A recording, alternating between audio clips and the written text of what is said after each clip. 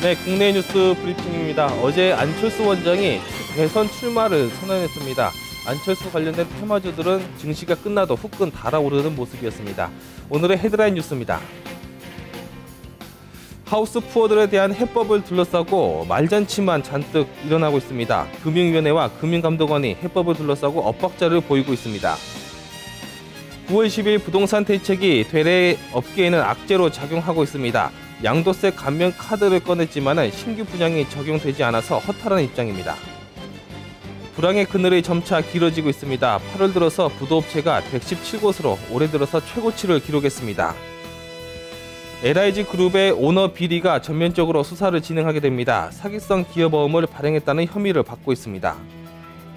수자원 공사가 시설 확충을 위해서 물값 인상에 불가피하다고 밝혔습니다. 값싼 물값이 물 과소비를 부추기고 이어서 시설 노후로 이어진다는 지적입니다.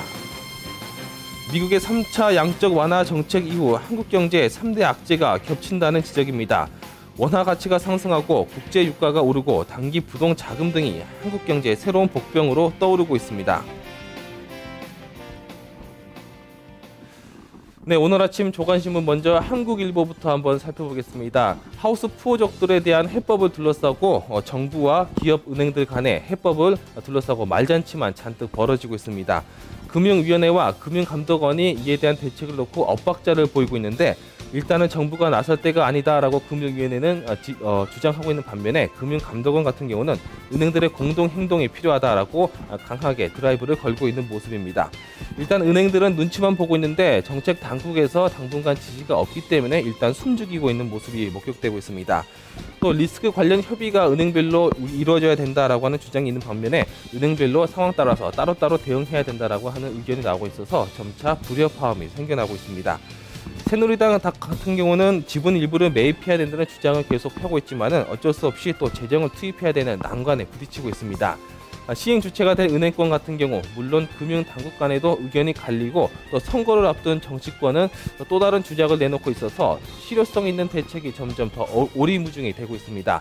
의견 조율도 지지부진해서 자칫 말의 성찬만으로 끝날 우려도 높다고 업계에서 이 같은 비판적인 내용을 지적하고 있습니다. 네, 서울경제신문 보겠습니다. 9월 10일 부동산 대책이 오히려 시장에는 악재로 작용하고 있다는 소식입니다. 건설사들이 상당 부분 패닉에 빠졌는데 양도세 감면 카드를 정부가 꺼내 들었다고 하더라도 신규 분양에는 전혀 적용이 되지 않아서 시민들도 상당히 허탈한 입장을 보이고 있습니다.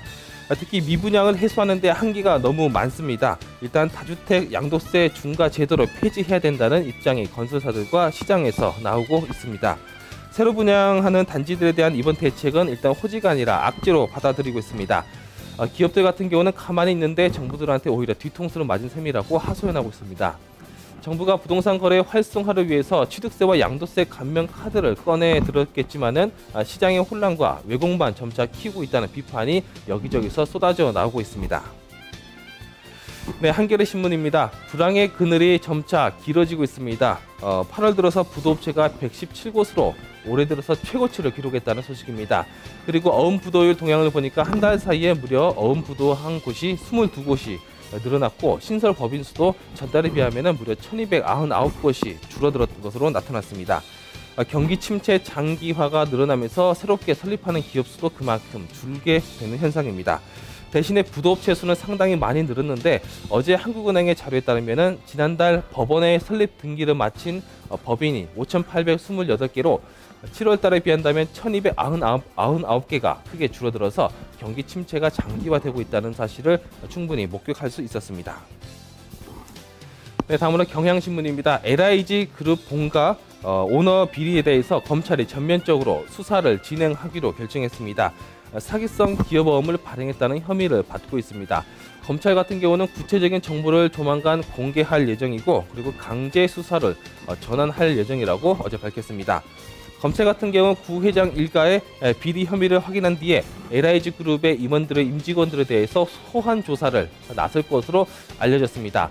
서울중앙지검 특수 1부는 올 초부터 구 회장 및 그의 장 차남과 관련된 은행, 증권 계좌에 대해서 계좌 추적 영장을 발부받아서 광범위한 조사를 현재까지 벌여온 것으로 알려져 있습니다. 네, 국민일보입니다. 수도세가 좀 오를 것으로 보인다는 보도 내용입니다. 수자원공사가 수도세 관련된 시설 확충을 위해서 수도요금 인상이 불가피하다고 바로 어제 밝혔습니다. 요즘 같은 시대에 수돗물을 쓸 수 없는 지역이 과연 어디 있겠느냐라고 많은 사람들이 생각하겠지만은 농어촌 지역의 상수도 보급률이 2010년 기준으로 55%밖에 되지 않는다고 합니다. 이처럼 농어촌 지역에 수돗물을 공급하기 위해서 신규 시설 확충이 매우 필요한 상황인데 이에 따르면은 수도요금 인상이 불가피하다는 게 수자원공사의 입장입니다. 2016년까지 무려 6조 3천억 원의 투자를 해야 될 필요가 있는데 현재 물값 수준으로는 어림도 없다고 하는 입장인데요.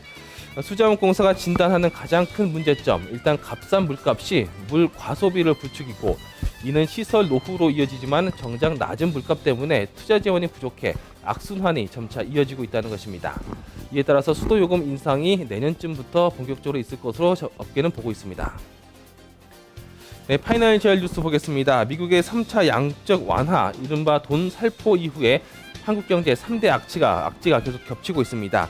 일단 달러, 원 환율 하락이 이어지면서 무엇보다 국제 유가가 상승하게 되고 그리고 단기 부동 자금 등이 우리나라 경제의 새로운 복병으로 등장하고 있습니다. 미국의 양적 완화 정책으로 나오는 단순한 유동성으로는 한국 경제 펀더멘털에서 턴어라운드를 기대하기가 상당히 어렵다는 점이 전문가들의 의견입니다.